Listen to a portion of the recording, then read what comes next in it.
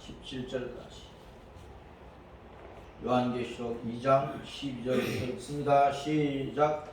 버가모 교회의 사자에게 편지하라. 좌우에 선 금을 가지신 이가 이르시되 내가 어디에 사는지를 내가 아노니 거기는 사탄의 권자가 있는 데라. 내가 내 이름을 굳게 잡아서 내 충성된 증인 안디바가 너희 가운데 곧 사탄이 사는 곳에서 죽임을 당할 때에도 나를 믿는 믿음을 저버리지 아니하였거든.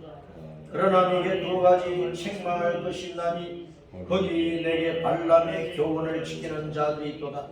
발람이 발락을 가르쳐 이스라엘 자손 앞에 걸림돌을 놓아 우상의 제물을 먹게 하였고 또 행음하게 하였느니라. 이같이 내게도 니불라 다물이 교훈을 지키는 자들이 있도다. 그러므로 회개하라. 그리하지 아니하면 내가 네게 속히 가서 내 일의 검으로 그들과 싸우리라. 귀 있는 자는 성령이 교회들에게 하시는 말씀을 들을지어다. 이기는 너희는 내가 감추었던 만나를 주고 더히 돌을 줄 터인데 그 돌 위에 새 이름을 기록한 것이나니 받는 자 받기는 그 이름을 알 사람이 없느니라. 아멘. 오늘은 5월 가정의 달을 마무리 짓습니다. 오늘은 마지막 주일, 5월달의 5번째 주일인데 청년주일로 마무리를 지어요. 어린이주일, 어버이주일, 교사주일, 부부주일, 청년주일 이렇게 5주일로 가정의 달을 마무리 짓습니다. 오늘 제목은 뭐냐 따랐습니다. 새 이름이 새겨진 흰 돌. 새 이름이 새겨진 흰 돌. 주님께서 흰 돌에다가 우리가 그동안 전혀 몰랐던 영원히 천국에 사용할 수 있는 새 이름을 기록을 해서 주신다는 말씀입니다. 땅에서는 우리의 이름이 김 누구누구, 박 누구누구, 이 누구누구 막 그렇게 하지만 천국에 가면 백인도 모이지, 황인도 모이지, 흑인도 모이지, 온갖 각 나라의 말을 쓰는 사람들이 각 나라마다 성과 이름을 붙이는 것이 다 다르잖아요. 근데 천국 가면 하늘 아버지 앞에서 모든 것이 이제 다 통일이 돼 버리기 때문에 하늘나라에서 부를 수 있는 특별한 그 새 이름을 각 성도의 주님께서 하늘 아버지께서 주시는 거예요. 그 새 이름을 주시는 것에 대한 말씀인데요. 이 이름을 주실 때 우리가 그 이름을 받으면 얼마나 좋을까요? 청년들은 이 이름을 받기 위해서 주님 앞에 젊음을 다 바쳐서 충성을 다하는 그런 믿음을 가져야 되겠습니다. 그런데 청년들이 신앙생활을 하고 주님을 섬기고 교회를 일으켜 세우고 나라와 민족을 세우고 세계를 막 짊어지고 가야 되는데 청년들이 지금 먹고 살기가 너무나 힘든 거예요. 청년이 당한 문제가 참 살기 힘들도록 아주 심각하게 청년들을 짓누르고 있는데 어떤 문제들이 있느냐. 일자리 찾기가 너무 힘들어요. 대학을 졸업을 해도 외국에 가서 박사 학위를 받고 와도 일자리 하나 찾기가 너무나 힘들다는 것입니다. 또 직장을 가지고 돈을 많이 빨리 벌어야 뭐 자기 집도 마련할 건데 그것조차 힘든 거예요. 집이 마련되면 또 결혼을 할 것 아닙니까? 에? 집이 있어야 결혼을 하잖아요. 요즘은 부모 집에 누가 얹혀서 신혼생활을 하려고 하는 젊은이 누가 있느냐고. 자기만의 아름다운 집을 가지고 거기서 신혼생활을 시작하려고 하는 것이 오늘날 젊은이들의 생각이기 때문에 야, 네 집 없으니까 우리 집에 들어와 살아라. 그렇게 할 수도 없는 상황입니다. 결혼을 못하니까 또 애를 못 낳고 애를 낳아도 키울 만한 능력이 없다. 교육비가 너무나 많이 든다. 그래서 결혼을 했어도 아기를 낳지 않는, 자녀를 낳지 않는 그런 이상한 세상이 되어버렸어요. 청년들이 살기가 지금 너무 힘든 세상이라. 청년 문제는 그 사회 문제를 일으킵니다. 청년의 문제가 사회 문제가 되어 있어요. 그래서 국가를 경영하는 사람들이 이 가장 크게 관심을 쓰고 배려해야 될 분야가 바로 청년의 일입니다. 청년들을 어떻게 이렇게 세워야 되느냐. 청년을 잘 세워야 나라도 사니까. 자, 인구 절벽입니다. 청년들이 결혼 안 하면, 자식을 안 낳으면 인구가 계속 감소할 수밖에 없어요. 우리나라도 이제 태어나는 숫자보다 죽는 숫자가 많아요. 죽는 숫자가 매년 죽는 숫자가 많고 태어나는 숫자는 적어. 그러면 인구가 5천만에서 계속 줄 수밖에 없어요. 그 필요한 인구를 채우려면 외국 사람들이 들어와야 돼. 그러면 또 다른 사회 문제가 생기는 것입니다. 인구 출산율 저하로 인구 절벽이 오고 경제 인구가 감소되고, 경제 인구가 감소되면 세금을 이제 나라에 내야 되는데 국가 재정이 또 빈곤하게 되고, 고령층은 증가하는데 고령층 부양을 해야 되는데 젊은이들의 어깨는 더 무거워지고 청년 부담이 가중된다. 그래서 국가 미래가 어두울 수밖에 없어요. 한민족 자체가 없어집니다. 도래인들이 자꾸 증가하니까, 외국에서 사람들이 막 들어와야 되니까, 온갖 세상 사람들이 들어오면은 한민족이라는 이 단일 민족, 유일 민족, 이것은 완전히 깨어지고 마는 것이고, 그래서 대한민국 앞으로 어떻게 될 것인가 여러 가지 염려스러운 면도 많지만은 그것을 충분히 감안해서 지금부터 계획을 잘 세워서 국가를 경영하고 사회를 경영하면 이런 전체적 문제를 해결을 해가면서 대한민국이 세계에서 인류 가는 나라가 되고, 앞으로 통일 대한민국이 되어서 세계 모든 나라와 모든 백성들을 이끌어가는 선도적인 나라가 되고, 더구나 복음 안에서 예수님께로 이끌어가는 영원한 행복의 빛으로, 생명의 빛으로, 천국 빛으로 이끌어가는 그런 대한민국이 되도록 해야 됩니다. 그래서 청년을 살려야 돼요. 가정도 젊은 자녀들을 살려야 되고, 교회도 청년을 살려야 되고, 국가도 청년을 살려야 되고, 사회, 단체, 기업체 할 것 없이 청년에 집중을 해서 청년층을 살려내야 돼요. 이 청년은 그 일생 가운데에서 푸르고 푸른 생기발랄한 가장 지식이 가득하고 모든 면에 있어서 잘 할 수 있는 그런 시기이기 때문에 교회의 기둥입니다. 교회의 기둥. 청년이 교회의 기둥이야. 국가의 건강이고, 국가의 요체고, 국가의 허리고, 국가의 미래고, 국가의 소망이고, 국가의 권력이라. 권세. 국가의 힘이에요, 청년들. 온 세계의 소망입니다, 청년이. 온 세계를 건설해 갈 수 있는 역군들이란 말이에요. 그리고 이제 천국의 일꾼입니다. 천국의 일꾼. 하나님 나라를 세우는 큰 일꾼들, 예수님의 정인들로서 크게 일할 수 있는 일꾼들. 그래서 한국교회가 청년들을 신앙 안에서 잘 세워가지고 온 세계 땅끝까지 천국의 일꾼들, 예수님의 그 정인들, 선교사들을 많이 보내야 되는데 지금 선교사들의 숫자가 줄고 있다. 이게 심각한 문제입니다. 그러므로 청년을 빨리 살려내야 된다. 자, 10편 110편 3절 말씀 시작. 주의 권능의 날에 주의 백성이 극한 옷을 입고 절거히 헌신하니 새벽 이슬 같은 주의 청년들이 주께 나오는도다.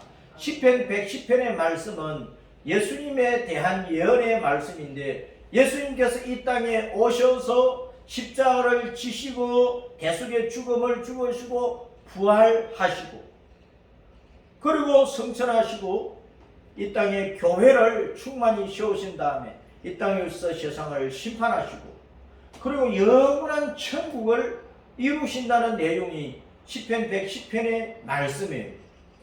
그 10편 110편의 3절 말씀은 주님께서 십자가를 지고 부활로 승리하셔가지고 이 땅의 모든 믿는 자들에게 오순절에 성령을 부어주셔서 모든 성도들이 주님의 권능을 받아가지고 막 사거리 길로 뛰어나가고 온 세계로 뛰어나가서 예수님을 전하고 영생의 복음을 전한다는 것입니다.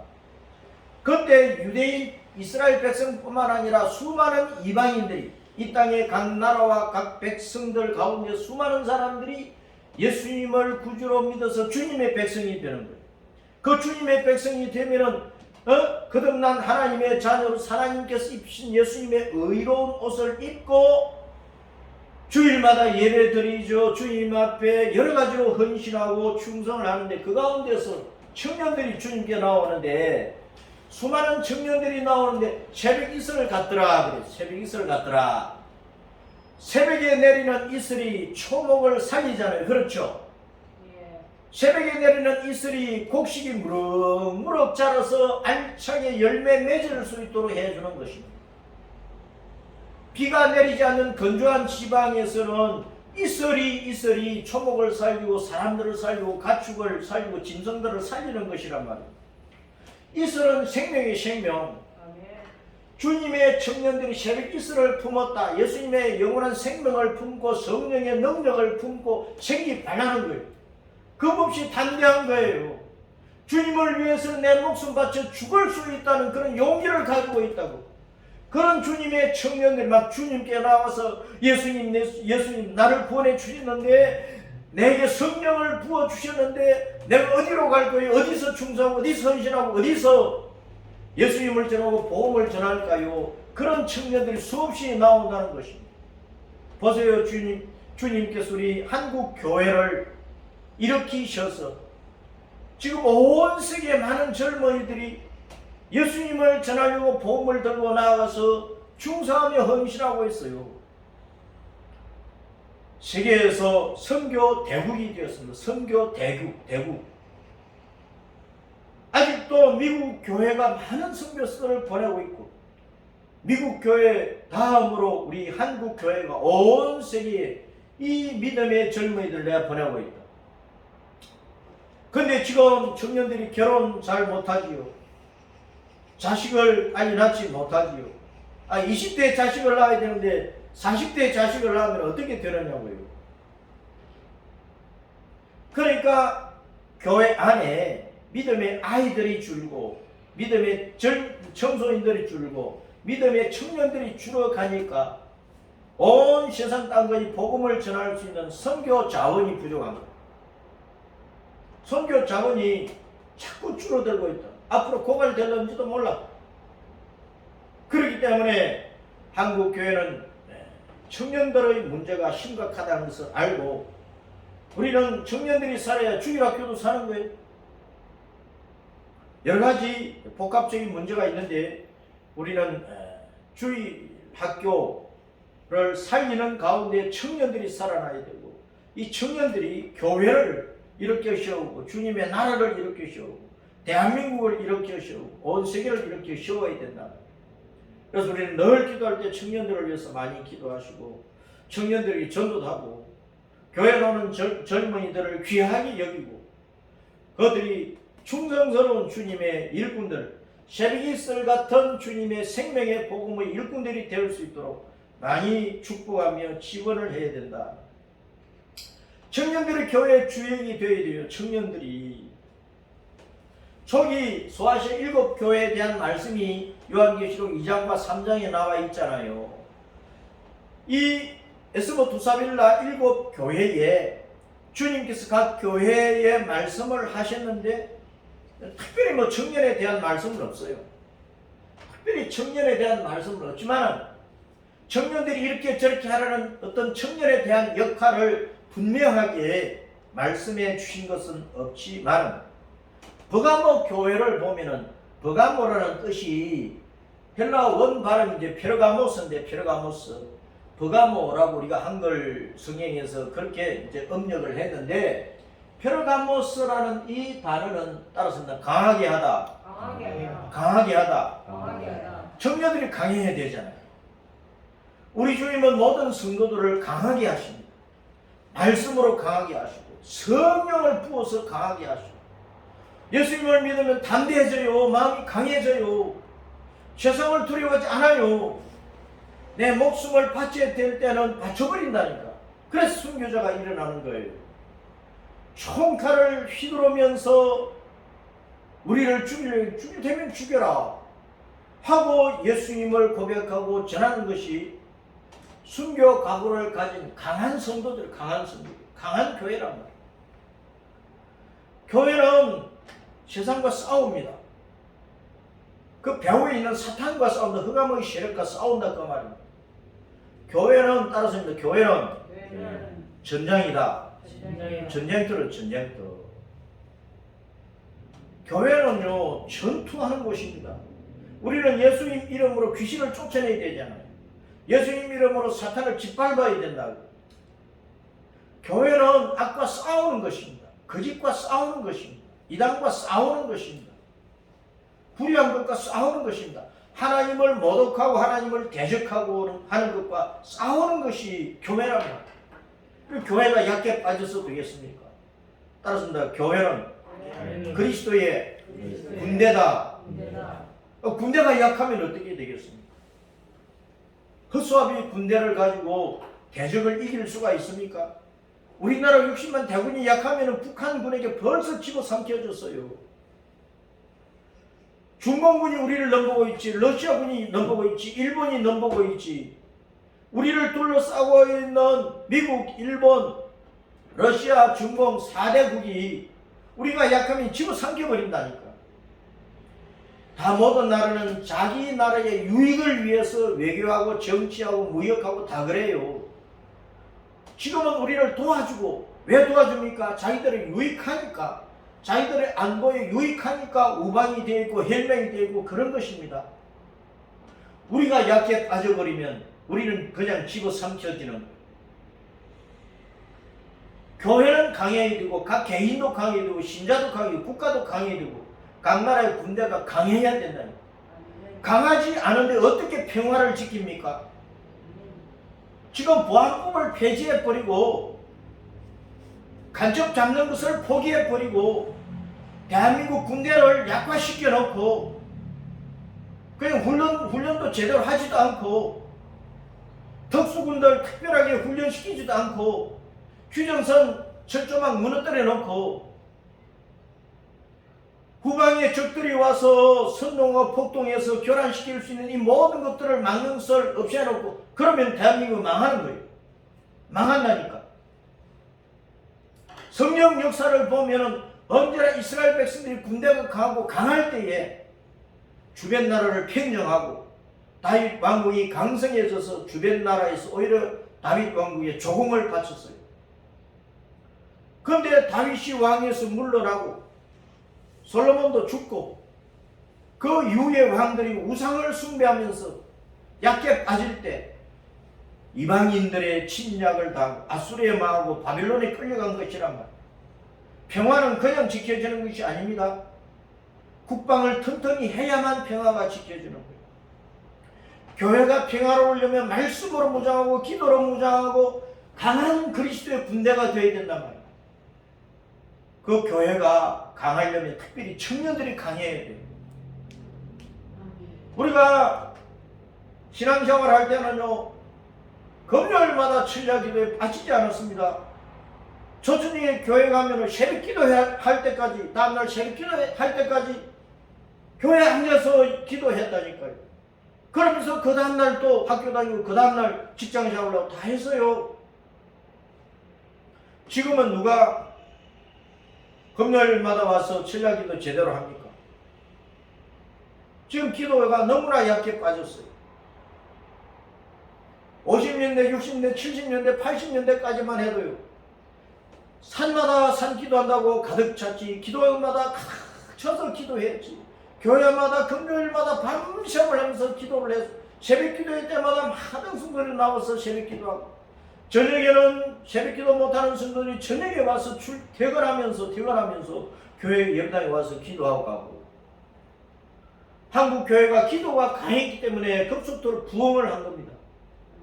지금은 사회의 여러 가지 환경 때문에 기도가 약해 빠진 거예요. 말씀에 약해 빠졌어. 말씀을 잘 안 읽어요. 성경 읽을 시간도 없대. 전도를 못하는 거예요. 말씀에 약하고 기도에 약하고 예배에 약하면 전도도 못하는 거예요. 한국 교회가 전체적으로 약해 빠졌다는 것입니다. 허약한 영적인 체질을 가지고 있어. 이걸 다시 강한 체질로 바꿔야 돼. 예배와 말씀과 기도, 찬송, 전도로 강해져야 돼. 그 가운데 청년들이 강해야 된단 말이에요. 그래서 오늘 제가 버가모 교회에 주신 말씀을 청년주일 말씀의 본문으로 삼은 것은 버가모라는 말 자체가 강하게 하다는 뜻입니다. 우리 성도들이 강한 그리스도의 군사가 되고 그 성도들 가운데 특별히 청년들이 강한 그리스도의 군대가 되어야 되겠다는 것입니다. 그래야 세계의 선교를 주름잡으면서 주님 오시기 전까지 한국 교회가 세계 선교를 마무리 지을 수 있는 거예요. 이 페르가모서 버가모는 현재 터키의 베르가마라는 곳입니다. 베르가마. 케이커스의 넓은 해안 도시라 그래요. 그래서 오늘날 모든 교회는 강한 청년들 같은 교회가 되자. 모든 성도들 가운데 청년들이 강한 그리스도의 군사가 되어야 되겠습니다. 자, 그래서 12절 말씀에 보면 12절 말씀에 보면 버가모 교회의 사자에게 편지하라. 좌우에 날선 검을 가지신 이가 이러시되. 예수님은 좌우에 날이 시퍼렇게 선 큰 칼을 들고 계신다 하고 말씀합니다. 상징적인 말씀인데 예수님의 입에서 양날 검 같은 양날 그 복음 같은 그런 말씀이 쏟아져 나온다, 그런 말씀입니다. 예수님의 말씀은 살리기도 하고 죽이기도 하는 거예요. 칼이라고 하는 것은 자기를 보호해서 살리기도 하고 적을 쳐서 죽이기도 하는 거예요. 그렇죠? 네. 칼은 생명과 죽음, 양날의 역할을 한다, 그 말입니다. 예수님의 말씀은 믿는 자를 살려요. 그러나 예수님의 말씀은 사탄을 죽여요. 예수님을 대적하는 자를 심판해서 죽여버리는 거예요. 말씀은 이렇게 양날의 검이에요. 그럼 양날 검을 가신 생명을 주시고 또 심판하시는 말씀을 가신 예수님께서 입을 열어 말씀하신다, 그런 뜻입니다. 그래서 청년들은 양날 검을 가진 주님의 권세로 세상을 이겨야 돼요. 말씀으로 무장해야 된다, 그 말입니다. 말씀으로. 그 양날 검을 히브리서 4장 12절에 뭐라고 했습니까? 주님의 말씀이 양날 검보다 더 예리하다 하고 말씀합니다. 예수님의 말씀이 양날 검보다 더 예리하다. 그 말씀으로 우리의 죄의 몸을 쳐내고 옛사람 죄사람을 쳐내고 우리가 예수님에서 거듭난 새사람으로서 계속 강한 그리스도의 군사로서 신앙을 키워야 되는 거예요. 계시록 19장 15절과 21절에 보면 예수님의 입에서 칼이 나요. 칼이. 예수님의 입에서 칼이 나온다고 말씀을 하고 있습니다. 하늘나곤으로 모든 믿는 성도를 끌어올리신 주님께서, 휴거시키신 주님께서 이 세상을 일곱 나팔 일곱 대접으로 대접재앙으로 심판하신 다음에 백마를 타고 하늘나곤에 올라왔던 모든 성도들을 데리고 하늘의 천사 군대를 데리고 이 땅에 지상에 강림하시는 거예요. 그게 재림이에요. 예수님께서 이 땅에 오실 때 백마를 타고 재림하시는데 그때 예수님께서 입에서 칼이 나온다 그랬어요. 예수님께서 말씀으로 세상을 완전히 쳐버리는 거예요. 입에서 나오는 예리한 검으로 심판하신다. 그때까지 우리는 주님께 충성을 다해야 돼요. 충성하려면 강한 그리스도의 군사가 돼요. 이 교회 청년들이 그렇게 강해야 된다, 그런 말씀입니다. 그런데 버가모 교회에 문제가 있어요. 버가모라는 그 도시에는 여러 가지 어려운, 하나님의 사람들이 신앙생활을 하기가 여러 가지 어려운 난제들이 많았어요. 오늘날 교회가 이 코로나 상황 가운데서 신앙생활을 하기 너무 힘들고 어렵고 뭐 여러 가지 제약이 따르잖아요. 그와 같이 옛날에 모든 나라, 모든 도시마다 그 각 나라의 문화와 풍습과 종교가 다 있잖아요. 도시마다 산골짜기마다 뭐 우상 신전들이 있고 절간이 있고 모든 것들이 다 있잖아요. 그런 상황 속에서 나 혼자 예수님 믿고, 그때는 뭐 예수님 믿는 사람이 소수니까, 적은 수니까, 적은 수의 사람들이 많은 우상을 숭배하는 이교도들을 대항을 해서 예수님 믿는 믿음을 지켜나가는 것이 쉬운 일이 아니고, 그 속에서 또 예수님 믿으라고 이방 종교를 가지고 이방 신을 섬기는 사람들에게 예수님 믿으라고 전도하는 것이 쉬우냐는 거예요. 많은 핍박을 받는 거예요. 그 버가모는 로마의 식민지였고 대형 도서관이 있어요. 그런 사람들이 도서관에 대한 공부하니까 똑똑하잖아요. 그리고 우상 신전들이 너무나 많이 있었고, 그리고 원형 극장이 있어가지고 수많은 사람들이 극장에 모여서 맹수들이 싸우고 사람과 맹수가 싸우고 그런 것들을 구경하고 사는 거예요. 거기는 또 사탄의 권자가 있는 곳이라 했어요. 본문에 사탄의 권자가 있는 곳이다. 내가 어디에 사는지를 내가 아노니 13절에 거기는 사탄의 권자가 있는 데라. 내가 내 이름을 굳게 잡아서 내 충성된 청인 안디바가 너희 가운데 곧 사탄이 사는 곳에서 죽임을 당할 때, 사탄이 사는 곳이라 그랬어요. 무슨 말이냐? 거기는 우상을 숭배하는 도시입니다. 여러 잡신들을 숭배를 해요. 많은 우상 신전이 있었는데 특별히 그 가운데에서 15m 높이의 제우스 신상이 있었대요. 뭐 대리석으로 큰 돌로 만들었든지 15m 높이의 제우스 제단이 있었다. 그 사탄을 숭배하는 곳이죠. 그래서 사탄 숭배, 우상 숭배, 미신 숭배가 성행하고 있는 곳이라 그 말이에요. 그래서 기독교 복음을 전하기가 쉽지도 않고, 복음을 전하면 많은 핍박을 받는 곳이었어요. 그런 곳에 버가모 교회가 세워져 가는데 주님께서 강한 교회가 되어야 된다고 말씀을 하고 있는 것입니다. 그 버가모 교회가 잘한 게 있어요. 순교자가 생겨는 순교자. 안디바가 순교였어. 안디바. 예수님의 충성된 정인으로서 안디바가요, 거기서 핍박을 받으면서 이방인들에게, 이방 그 종교인들에게, 우상을 숭배하는 자들에게 얻어맞아 죽은 거예요. 순교를 해서. 그 극한 핍박 속에서도 주 예수님을 믿는 믿음을 버리지 않았어요.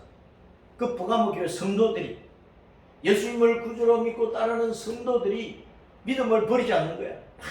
핍박을 당하고 가문에서 쫓겨나고 친구들이 비아냥거리고 직장 생활도 할 수도 없고 뭐 직장 주지도 않고, 그러니까 가난할 것 아닙니까? 여러 가지 어려움이 많잖아요. 믿음을 버리지 않고 죽을 때는 순교자로 죽어버리는 거예요. 그 버가모 교회가 그런 것을 잘했다는 것이. 오늘날 교회도 마찬가지입니다. 믿음을 버리면 안 돼요. 아무리 어려워도 믿음 버리면 안 돼요. 예수님 구주로 믿음 버리면 안 돼요. 그리고 세상이 우리를 죽이려고 할 때 죽이면 죽여라 하고 순교자로 주님 앞에 가는 것이 영광스러운 거지. 비굴하게 목숨을 더 연장하기 위해서 내 예수님 안 믿을게요, 그러고 굴복하면 망한다는 거예요. 영생을 잃고 천국 잃어버리니까 고린도처럼 멸망하니까 베드로처럼 또 부인했어도 회개하면 다행이지만 한번 부인하고 회개하기 쉽지 않습니다. 교회 잘 오다 믿음 버리고 세상을 빠졌어. 그럼 다시 교회 오는 거 쉽지 않다 그 말입니다. 베드로는 하나님의 특별한 은혜로 회개가 된 거예요. 회개도 하나님의 은혜가 임해야 회개가 됩니다. 내가 아무리 회개하려고 해도 회개 안 되는 거예요. 성령님께서 내 마음을 감동하시고 회개의 영을 부어주시고 내 죄를 보게 하시고 울고 불고 막 하나님 앞에 애걸복걸 하도록 해 주셔야 회개가 되는 거예요. 그렇지 않으면 마음이 돌같이 굳어가지고 영적으로 무지몽매해가지고 영적으로 백치가 되어가지고 회개할 줄도 몰라요. 그 회개 못하다가 망하는 거예요. 사람들이 왜 지옥 가느냐? 전부 다 자기 죄를 몰라. 회개를 안 하는 거야. 회개할 줄 몰라가지고 회개를 안 해서 다 죽는 거야. 회개하라 천국이 가까이 왔느니라. 회개하면 살거든요. 근데 믿음 생활을 하다가 믿음을 버리고 예수님을 떠나고 어디로 가고 어디로 가고 어디로 갔다가 다시 돌아오기는 힘들다 그 말이에요. 그러므로 차라리 순교적으로 주님 앞에 가는 것이 영광스러운 거예요. 버가모 교회가 책망받은 게 있어요. 우리도 주님 앞에 책망받을 것이 많습니다.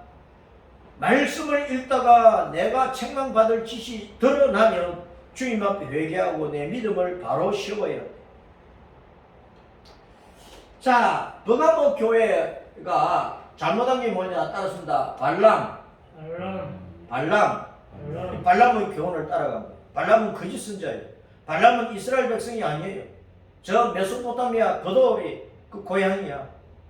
거짓 선자야. 하나님의 성령의 은혜를 받은 참 선자가 아니란 말이야. 모압 왕 발락이 이스라엘 백성들이 40년 광야 샤워를 마치고 애굽을 떠나온 이스라엘 백성들이 40년 광야 샤워를 마치고 모압 광야에 와서 요단강 건너가면 이스라엘 땅으로 가나안 땅으로 들어가는 거야. 가나안 땅에 들어가기 직전에 요단강을 건너기 직전에 모압 평지에 진을 치고 있는데 모압 그 땅을 다스리는 발락이라고 하는 왕이 겁을 집어먹었겠죠. 야, 200만 300만이나 되니까 나중에 저놈들이 우리 땅 다 차지하겠네 싶으니까 저리 다 죽어버리면 좋겠는 거야. 그래서 발람이라고 하는 예언자 선지자를 불러가지고 많은 금덩어리 돈을 주고 뇌물을 주고 저 이스라엘 백성들이 망하도록 저주를 해달라고 한 거예요. 그런데 발람이 뇌물을 받았지 입을 열어가지고 저주만 하려고 하니까 하나님께서 저주의 말이 나오지 않고 이스라엘을 축복하는 말만 쏟아지게 한 거예요. 희한하죠? 하나님 그렇게 하신 거예요. 그러니까 모압 왕 왕은 발락이고 이런 거짓의 발람인데 발락이면 화가 머리끝까지 난 거지. 발람이 내가 지금 이스라엘을 저주하려고 입을 열었는데 이상하게 축복의 말만 나온다. 이스라엘이 섬기는 여호와가 하시는 일인데 내가 어떻게 막을 거냐. 그런 거예요. 나중에 이제 여호수아가 가나안 땅을 정복을 하면서 이제 발람 선자가 이제 그때 죽었는데 이 발람은 거짓 선자는 거짓 신을 섬기는 사람인데 이스라엘을 저주하려고 했지만 하나님께서 축복을 하도록 해버린 거예요. 발람은 모압 왕 발락의 뇌물을 받고 이스라엘을 저주하려고 했어요. 우상 숭배와 음행에 빠졌다. 저주하려고 하니까 자꾸 축복의 말만 나오거든. 그러니까 발람이 꾀를 낸 거야.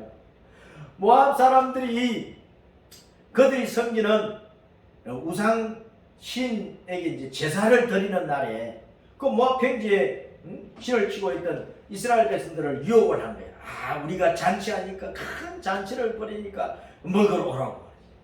당신들이 광야 생활을 멀리 걸어오고 했으니까 제대로 뭐 음식도 먹지도 못했을 거고 맛있는 것도 못 먹을 거고 고기도 못 먹었을 건데 우리에게 오면은 고기도 있지 술도 있지 과일도 있지 막 여러 가지 먹을 것이 많다고 오라고. 이스라엘 백성들이 그 중에 많이 갔어요. 가가지고 그 우상숭배에 참여한 거예요. 그 이방인들 하는 제사에 그대로 참여하고 이방신들이 엎드려 절하고 이런 신전 제사를 마치고 나서 음식을 물려내고 그 제사상에 올려뒀던 그 이방인들이 마련한 그 음식들 잔뜩 먹은 거예요. 그리고요 거기에 먹을 때는 밥하고 뭐 고기하고 뭐 과일만 먹는 게 아니고 반드시 술이 따라가니까 이제 취해버린 거예요. 이제 정신이 없는 거지. 그러니까 우상신을 섬기는 사람들은 그 사제가 제사장이 여자가 많은 여사제가 있다고. 그래서 그 여사제는 창녀와 같아요. 우상을 섬기는 사람들은 기복신앙 아닙니까? 육신의 것을 많이 받아야 된다고 생각하고 땅의 곡식이나 땅에서 하는 일을 많이 하는데 창대해서 잘 살 수 있어야 된다고 생각하는 것이 기복신앙인 거예요.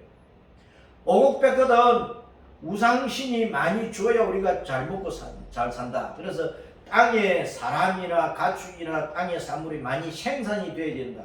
생산이 되려고 하면 여사제와 색설을 해야 된다. 색설은 뭡니까?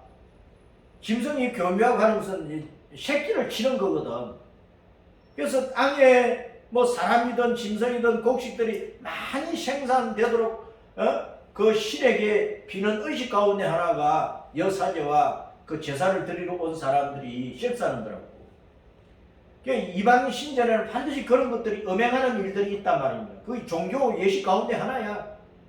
이스라엘 백성들이 거기에 참여해가지고 이스라엘 백성들이 음행한 거예요. 이방 그 신전에 있던 여사제들하고 그 이방인 모압 여인들하고 막 음행한 거예요.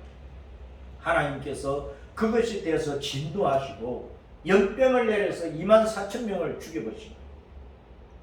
바로 이것이 큰 사건이었는데 버가모 교회가 바로 이런 것을 따라간다는 거예요. 우상을 숭배하고 음행하는 일에 빠져버렸다는 거예요. 일부는 믿음을 저버리지 않고 순교까지도 하는데 교회 안에는 언제나 좋은 신자들만 모여있는 게 아니잖아요. 그런 교회 안에 들어온 신자들도 예수와를 아직도 다 청산하지 못한 신자들 가운데 그들이 예수 믿기 전에 전부 다 우상 숭배하던 사람들이고 미신 숭배하던 사람들이고 그 문화에 빠져있던 사람들이란 말입니다. 우리나라에 복음이 들어오기 전에 우리나라 모든 사람들이 유교 풍습에 빠져있고 불교 신앙에 빠져있고 정치고 온갖 미신에 빠져 있었잖아요. 그 문화 속에서 살았잖아요. 그거 똑같은 거예요.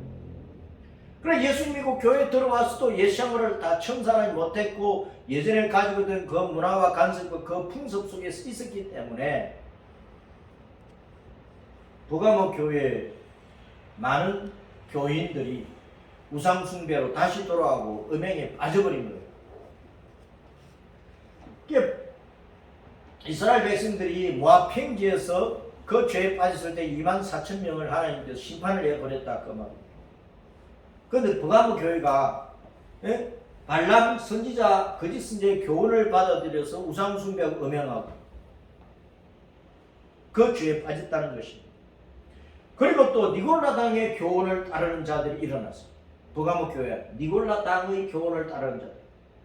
역사적으로 이 니골라라고 하는 사람은 초대교회 7집사 가운데 한 사람이 니골라인데 그 니골라의 교훈을 따르는 자들이 일어났다. 니골라도 마찬가지야. 우상 숭배와 음행하게 한 거라 그 말입니다. 이 사람들은 이단 사상을 가지고 있는데 이원론을 가지고 있습니다. 이원론이라고 하는 것은 뭐냐? 우리 사람은 육체와 영혼을 가지고 있다. 육체와 영혼 두 개로 이루어진 것이 사람이다. 그렇게 말하는 거예요. 그러면서 사람의 영혼은 육체에 어떤 상관을 가지고 있지 않다. 육체가 어떻게 무슨 짓을 하든지 그 속에 있는 영혼은 해를 받지 않고 어떤 상관이 없다. 그렇게 생각을 하는 거예요. 그 육체가 음행하고 우상 숭배해도 영혼은 관계없다는 거예요.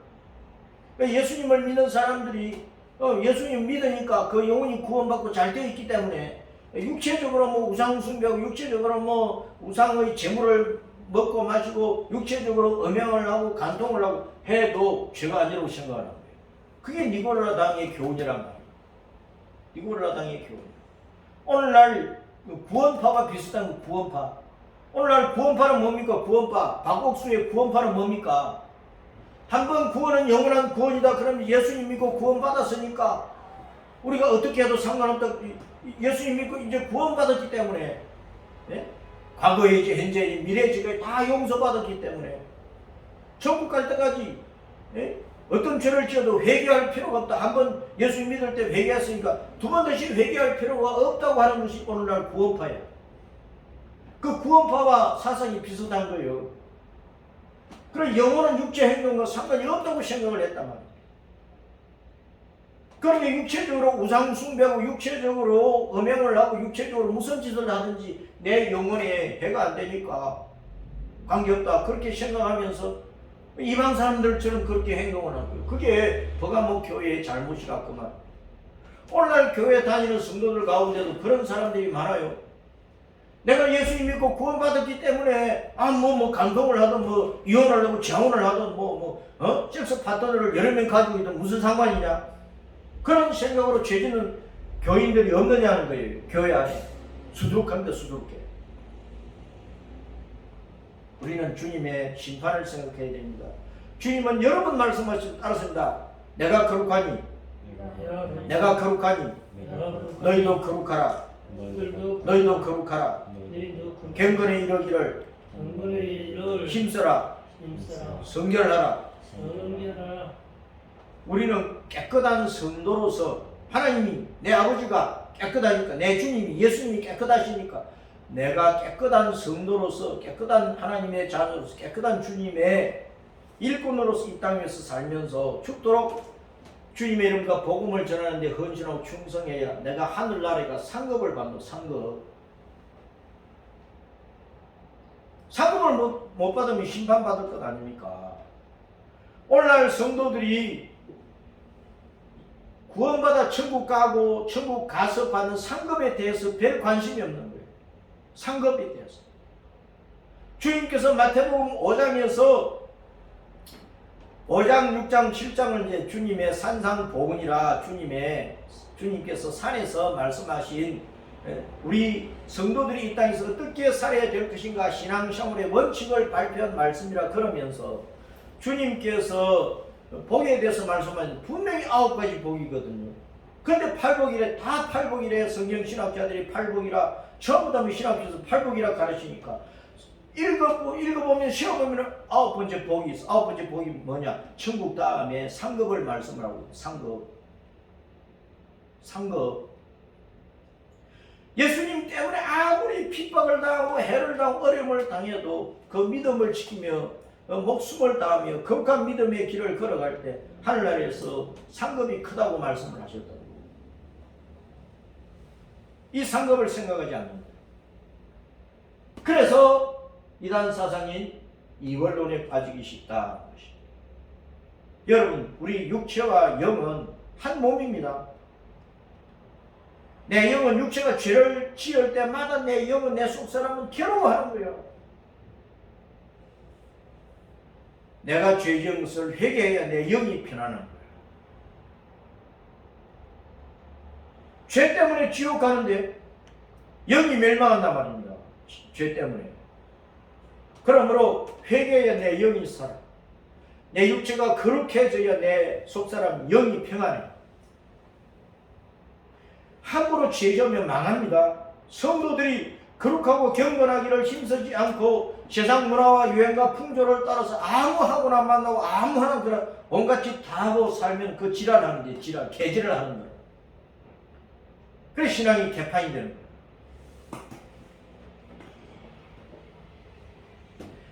발람과 니골라 당의 교훈은 요약하면 이렇습니다. 따랐습니다. 이방인의 우상 제사에 동참한 것, 우상 제물을 마음껏 처먹은 것, 자유를 방종으로 삼은 것, 간통, 음행, 동성애 같은 성범죄에 빠진 것, 이게 발람과 니골라 당의 교훈이란 말이에요.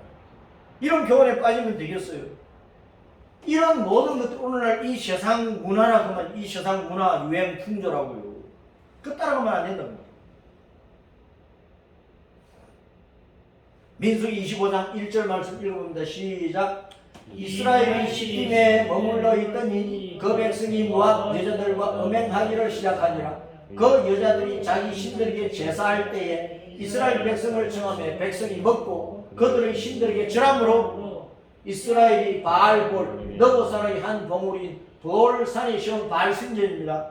바알볼은 너보산의 한 봉우리인 볼산에 시온 바알신전이다. 그 바알볼에 가담한지라 우상 제사에 같이 동참했다. 우상제물 같이 먹었다. 음행했다. 그 말이야. 여호와께서 이스라엘에게 진노하신다. 연병을 내려가지고 24,000명 죽이셨어.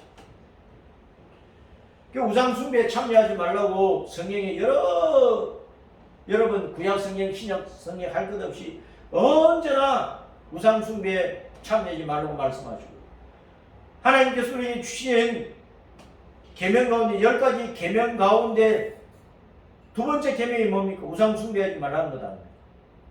첫 번째는 하나님 여호와 외에 다른 신은 없다. 다른 신을 두지 말라는 거고, 두 번째는 어떤 우상을 만들었어도 하늘에 있는 뭐 새나 바다에 있는 물고기나 땅에 있는 사람이나 가축이나 뭐 어떤 모양으로든지 우상 만들어 섬기지 말라. 그러면 죽는다고 말씀하십니다.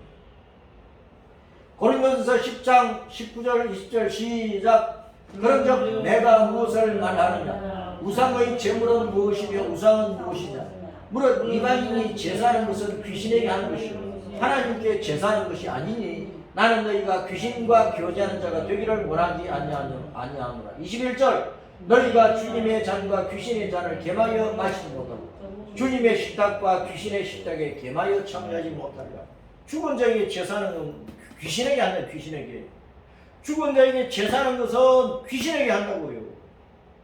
그러니까 일단 예수님 믿고 구원받았으면 조상 제사에게 하면 안 됩니다. 귀신에게 하는 것이기 때문에. 마귀 숭배라면 마귀 숭배. 단호하게 끊어버려요.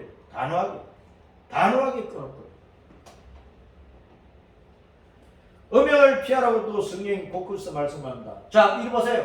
시편 106편 28절 29절 시작. 그들이 또 볼의 말과 연합하여 죽은 자에게 제사한 음식을 먹어서 그 행위로 주를 경노케 함으로써 재앙이 그들 중에 크게 유행하였도다.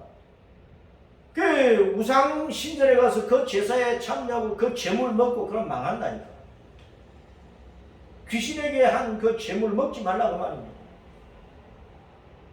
알고는 먹으면 안 돼. 이런 우상 신전에 바쳤던 제물을 그 당시에는 시장에다 내다 팔았어.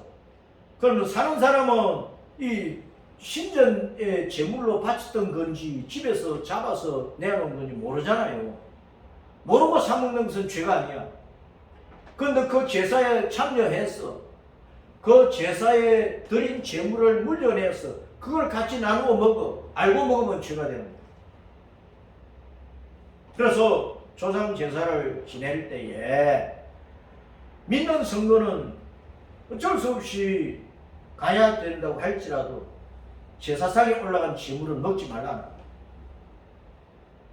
제사상에 올라가지 않은 음식들이 있어요. 그걸 먹고 마셔야 된다. 그 말. 고린도전서 10장 7절 8절 시작. 그들 가운데 어떤 사람들과 같이 너희는 우상 숭배하는 자가 되지 말라. 기록된 바 백성이 앉아서 먹고 마시며 일어나서 뛰논다 함과 같으니라. 그들 중에 어떤 사람들이 음행하다가 하루에 2만 3천 명이 죽었나. 우리는 그들과 같이 음행하지 말자. 우상 숭배와 음행을 주님께서 하지 말라고 경고하고 계십니다. 옛날에 지금이나 마찬가지입니다. 그리고 이원론에 빠져가지고 내가 육체적으로 무슨 짓을 짓든 내가 예수님 믿어 내 영혼이 구원받아 천국 갈 텐데 내가 이미 뭐 영혼이 구원받았기 때문에 내가 뭐 육체적으로 아무 짓이나 해도 괜찮다. 나는 천국 간다. 그렇게 생각하면 안 된다는 겁니다. 육체와 영혼은 한 몸이기 때문에. 갈라디아서 5장 13절 시작.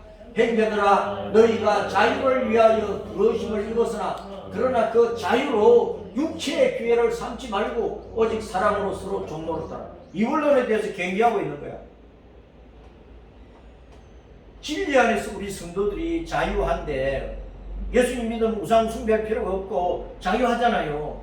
그런 자유를 육체의 기회로 삼아가지고 또다시 우상 숭배하거나 음행하는 그런 죄에 빠지지 말라는 그 말입니다.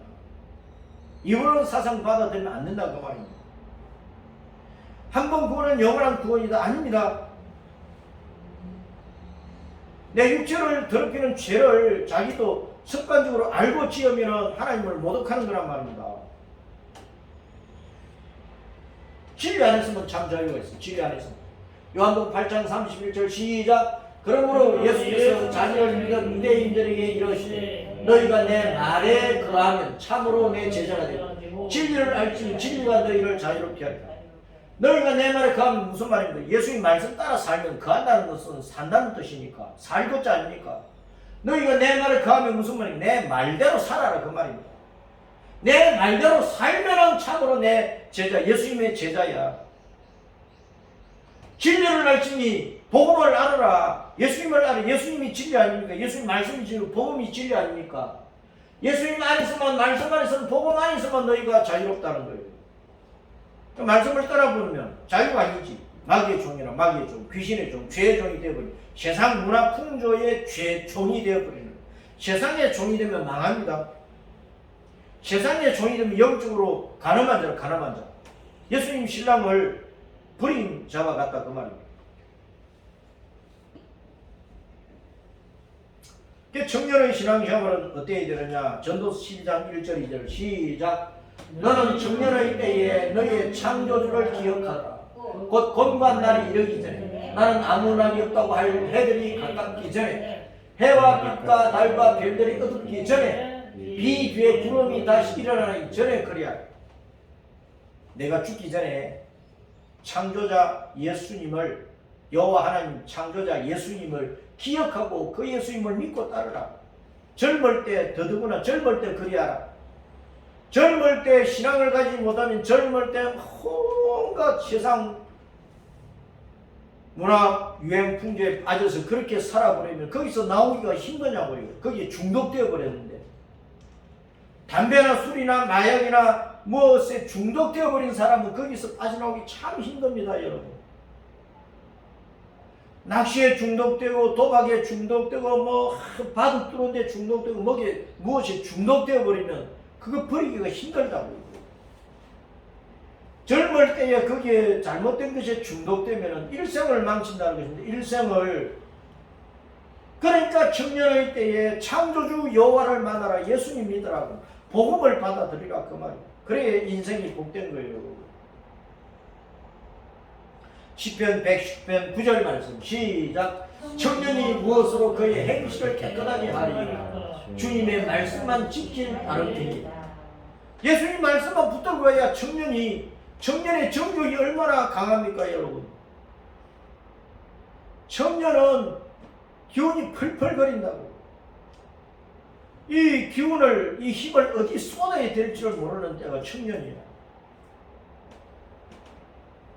주님 말씀이 나를 지켜줘야 청년의 그 온갖 더러운 욕망을 이길 수 있다고 말입니다. 디모데후서 2장 22절 시작. 또한 너는 청년의 정욕을 피하고 주님을 깨끗한 마음으로 부르는 자들과 함께 의와 믿음과 사랑과 합병을 따르라. 서 바울이 디모데를 목사로서 파견을 한 거예요. 디모데가 30대 젊은이야. 젊은이니까 청년의 정욕이 있잖아요, 정욕. 젊은 목사는 정욕을 펴야 된다, 그 말입니다. 목사는 죄 안 짓습니까? 남자나 여자나 20대, 30대는 그 성욕이 강하거든요. 남자나 여자나 80이 되고 90이 되도 성욕 자체는 죽지를 않는다고. 이놈의 욕심이 죽지를 않아. 근데 20대, 30대를 얼마나 풀풀거리겠느냐고. 오늘날 세상이 난장판입니다. 성적으로 얼마나 몰라합니까? 개들보다 못하다고 개판이 되어 있는데, 주님을 깨끗한 마음으로 부르는 성도들과 함께 의로움과 믿음과 사랑과 합평을 따라가야지.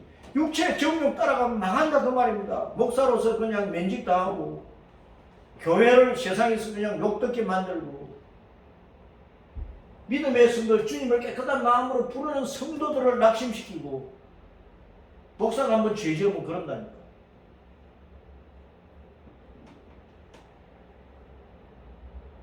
요한일서 2장 13절 14절 시작. 청년들아, 내가 너희에게 쓴 것은 너희가 강하고 하나님의 말씀이 너희 안에 거하시며 너희가 흉악한 자를 이겼으니. 청년은 뭡니까? 강한 자야, 강한 자. 하나님 말씀 안에서 강해야 돼. 그래야 흉악한 자를 이기는 거예요. 그러므로 우리는 우리 자신을 돌아보고 회개를 잘해야 됩니다. 회개를 잘해. 따라서 이제 회개를 잘하자. 회개 못하면 죽어요. 회개 안 하면 죽는다고. 회개 안 하니까 사람들이, 모든 사람이 죄인 아닙니까? 죄의 결과는 사망 아닙니까? 모든 사람이 죄인데 회개 안 하니까 지옥 간다고. 회개 안 하니까. 회개하라, 천국에 가까이 오면. 예수님 믿으려면 회개하고 예수님 믿어야 되지 않습니까? 회개 못하니까 지옥 가는 거예요. 회개하면 사는 거예요. 회개하면 산다. 회개가 죽느냐 사느냐의 경계점입니다. 회개하지 않으면 16절 본문에 16절 말씀에 뭐라고 했어요? 회개하지 않으면 그러므로 회개하라 말씀하고 회개하지 않으면 그리하지 않으면 회개하지 아니하면 내가 내게 속히 가서 주님께 속히 오신대. 회개하지 않은 사람 주님께 속히 오신대. 심판주로 오신대. 심판주로. 복을 주시러 오시는 게 아니고 회개 안 하니까 매질하려고 오시는 거예요. 매질하려고 회초리 들고 오신다니까. 그냥 양날 검을 가지고 오신다니까. 그래서 병으로 던지든 사고로 던지든 던져버려요. 주님께서 수치를 당하게 하신다. 내 입에 검으로 그들과 싸우고 양날 검을 가지고 오시오. 검을 가지고. 주님께서 심판주로 검을 칼을 들고 오시면 죽는 거지 삽니까? 회개 안 하는데. 우리가 일상생활 가운데서 죄를 짓고도 회개하면 주님께서 벌써 칼 들고 서 있다는 사실을 알아야 됩니다. 아멘. 너 죽을래 이놈아. 거짓거리 계속 할 거야 이놈아. 칼 들고 계시다는 것을 알아야 됩니다. 성도들이 그걸 모르는 거야. 그래 죄 짓는데 담대한 거예요. 죄 짓는데 너무나 담대해. 오늘날 세상이. 죄를 즐겨요. 이게 남자의 죄인가. 남자로서 남자로 태어나서는 거짓 한번 해봐야 이따위 소리 합니다. 세상 사람들은. 그게 남자지. 그럽니다. 그게 남자요. 죽을지죠. 주님께 칼 들고 서 있으면 죽는 거지 뭐 사는 겁니까? 잘 판단하시라 하시고. 그런데 이기는 자, 죄를 이기는 자, 온갖 세상의 유혹과 핍박을 이기는 자는 복을 받아요. 따랐습니다. 감춰두었던 만나를 주신다. 만나는 영원한 양식 아닙니까? 주님께서 우리를 지켜주시고 보아주시고 영생을 주시는 거예요. 우리가 믿음 지키면 주님에게 목숨 걸고 나가면 주님께서 우리 영생을 지켜주시는 거예요. 양식 걱정 뚝이야 뚝. 영적인 양식이 안 끊어져요. 새 이름을 기록한 흰돌을 주신대. 흰돌. 이기는 자에게 흰돌을 주신대. 새 이름이 기록된 흰돌을 주신대. 흰돌은 프시포스 루카스라고 하는 다른데 이제 프시포스라고 하는 이 돌은 조약돌. 조약돌은 그 당시에 투표를 할 때 여기 이제 투표함이 여기 투표함인데 OX가 있을 것 아닙니까? 가표가 있는데 여기 이제 조약돌을 여기 던지고 여기 넣고 그러면 이제 각 한마다 이제 가표 한 돌이 많으면 많은 수대로 이제 뭐가 되도록 그렇게 했겠죠. 투표할 때 사용을 했고 그 다음에 이제 호신부로 이 조약돌을 호신부로 사용을 합니다. 호신부는 어떤 사람과 나와야 약속이잖아요. 약속. 응? 딱 이런 호신부는 옛날에 딱 절반을 쪼개가지고 수십 년 후에 만나서 딱 맞춰주면은 너는 내 동생이구나 내 아버지구나 그때 이제 알게 되는 거거든요. 그런 호신부로 사용을 한 거예요. 그러니까 이 조약돌은 흰돌이라고는 예수님께서 내 가슴에 고이 품고 있으라고 내게 주신 거란 말입니다. 그게 나만 알도록 이름을 써주신 거예요. 예수님께서 너는 이제 천국에 들어와서 김기성이라는 이름을 버리고 너는 천국에 이런 이름을 쓴다고 새 이름을 우리에게 주신다 그 말입니다. 그 이름은 내가 영원히 가져가는 이름이잖아요. 내게 이름을 주셨으니까 그 이름은 예수님 가슴속에도 새겨져 있잖아요. 예수님도 아시고 나도 아는 이름이야. 그 새 이름을 기록한 흰 돌을 주는데 흰 돌은 깨끗한 돌이니까 거룩한 돌이니까 예수님 가슴에 내 이름이 기록되어 있고 내 이름이 내 가슴 속에도 기록되어 있고 그 이름은 천국에서 영원히 쓰는 이름이라. 그 이름을 받는 복을 받게 되는 거예요. 할렐루야. 자, 예수님 가슴 속에 그 이름이 새겨져 있는 것이고 우리 받는 자만이 그 이름을 아는 자기 가슴 속에도 새겨져 있어요. 그 이름은 영원히 쓸 그 사람만의 그 신자만의 이름이라. 그 이름은 영원히 쓰는 곳이 천국이에요. 천국 가면 주님께 새 이름을 주셔. 자, 새 이름을 받은 성도들이 많죠. 아브라함은 아브라함, 사레는 사라, 야곱은 이스라엘, 시몬은 베드로, 게바, 사울은 바울. 아브라함은 존귀한 아버지인데 아브라함은 온 세상의 믿음의 아버지. 사례는 공주, 여주인, 안주인 그런 뜻인데 사라는 온 세상이 믿음의 어머니, 야곱은 사기꾼, 거짓말쟁이, 새치기 하는 놈 그런 뜻인데 이스라엘 이긴 자. 시몬은 듣는다 하나님이 기도를 들으신다 듣는다 그런 뜻인데 베드로는 뭐 바이돈 개박 바이돈. 사울은 작은 자 그런 뜻인데 사울 큰 자 그런 뜻인데 바울은 이제 작은 자 그런 뜻이 겸손하다. 이렇게 새 이름을 하나님께서 주신다는 것입니다. 자, 그래서 이스라엘은 하나님과 겨루어 이겼다는 뜻이고요. 혈육적인 이스라엘 백성들이 참 이스라엘이 아니라 이스라엘 이긴 자는 누구냐? 유혹을 이기고 죄를 이기고 환난을 이기고 핍박을 이기고 재앙을 이기고 사망을 이기고 지옥을 이기는 자, 사탄을 이기는 자, 지옥을 벗어난 천국에 가는 자를 이긴 자라는 죽기 살기로 숨겨진 신과 예수를 믿고 가는 사람이 이스라엘이고 참 이스라엘을 이긴 자입니다. 자, 그래서 하나님이 이기게 해줍니다. 야곱이 야곱 강가에서 에서가 죽이려고 하니까 하나님 앞에 막 울며 기도하잖아. 하나님 천사를 보내가며 실험을 하겠는데 환도뼈를 천사가 쳐버린 이 뼈가 부러진 거야. 그러면 허리가 힘이 없으면 주저앉아야 되는데 다리를 질질 끌면서 천사를 붙잡고 나를 축복하자면 나 안 놓는다고. 죽기 살고 매달리고 하나님께서 됐다. 내가 나를 그렇게 붙들고 은혜 달라고 그러니까 너는 진짜 이제 믿음의 사람이 되었다. 내 이름 바꿔준 놈을 야곱으로 바꿔준 거야. 이스라엘로 바꿔준 거야. 너는 이스라엘이다. 야곱 사기꾼아 너는 이스라엘이다. 그렇게 바꿔주시다 그 말입니다. 그러니까 하나님이 이기게 해주신 것이고 하나님이 일부러 지어주신 것이고 하나님이 회개하고 구하는 자를 은혜를 구하는 자를 새롭게 해주셨다 그런 뜻인데 자 그래서 청년들아 진정한 이스라엘이 되자. 청년들아 진정한 이스라엘이 되자. 만나와 힘도를 받는 자가 되자 그런 뜻입니다. 자 신명기 33장 29절 시간이 좀 같지만 이 말씀 중요합니다. 시작. 이스라엘이여 너는 행복한 사람이로다. 여호와의 구원을 너같이 얻은 백성이 누구냐? 그는 너를 돕는 방패시오 내 영광의 칼이시로다. 내 대적이 내게 복종하리니 네가 그들의 넓은 곳을 밟으리로다. 이게 이스라엘이야. 이런 복을 받는 사람이 이스라엘, 육신적인 이스라엘이 아니고 이 말씀의 복을 받는 성도들이 되어야 되고 이 말씀의 복을 받는 믿음의 청년들이 되어야 되고 이런 이스라엘 하나님의 자녀가 많을 때 하나님이 영광 받으시고 우리는 세상을 새롭게 가면서 이런 믿음의 청년들이 가정을 새롭게, 사회를 새롭게, 나라를 새롭게, 세상을 새롭게 할 수 있는 주님의 일꾼이 되는 것입니다.